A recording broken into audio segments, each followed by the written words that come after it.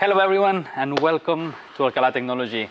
Today we want to show you a reparation we did to a BMW M4 CSL, the really brand new one, which actually had a little crash in the front side.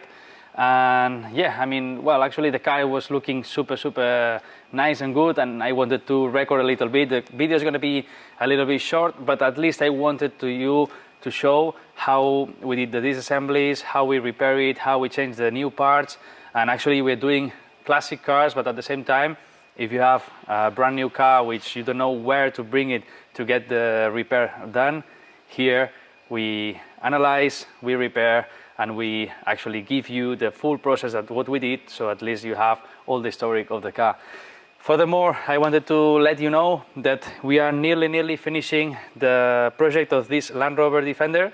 If you haven't seen all the project up here or down there, we're gonna leave the square where you can click and you can see actually the half project we did, and now the incoming videos that we are uploading every week.